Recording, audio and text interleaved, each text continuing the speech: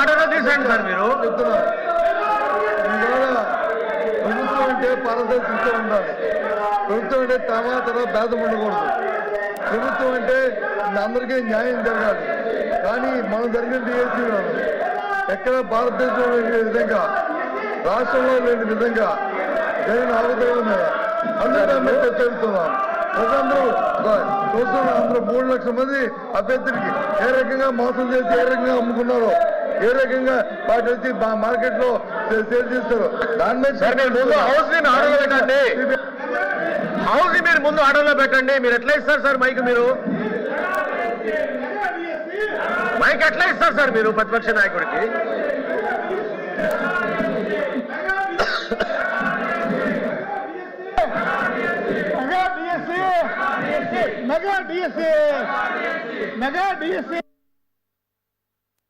Sir ఏం sir అది?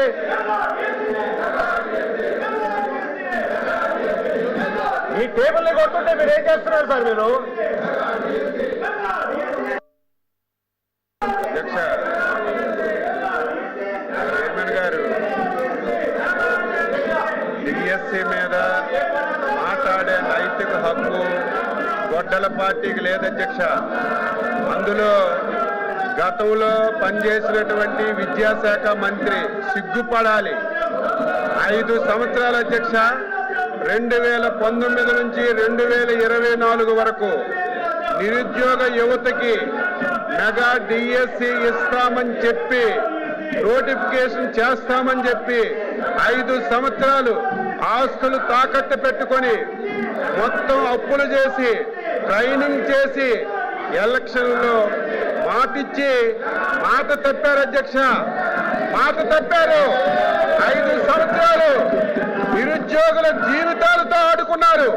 అందులో బొత్స సత్యనారాయణ గారు అధ్యక్ష విద్యాశాఖ మంత్రిగా ఉండి కనీసం వాళ్ళ గొడ్డల పార్టీ అధ్యక్షుడికి చెప్పి నోటిఫికేషన్ ఇచ్చుకోలేనటువంటి పెద్దమ్మ ఈ రోజు మళ్ళీ శాసనమండలిలో మాట్లాడుతున్నారు అధ్యక్ష. సిద్ధంగా ఉన్నాం, మాట్లాడడానికి సిద్ధంగా ఉన్నాం. ఈ బుక్లెట్ పంపిస్తాం. వాళ్ళందరికీ చదువుకోమనండి. ఎక్కడైనా సరే చిన్న పొరపాటు జరిగింది అధ్యక్ష, చిన్న తప్పు జరిగితే సిగ్గుండాలి. డిఎస్సీ పెట్టలేదు. డిఎస్సీ పెడితే 300 కేసులు అధ్యక్ష. 300 కేసులు కోర్టులో వేశారు.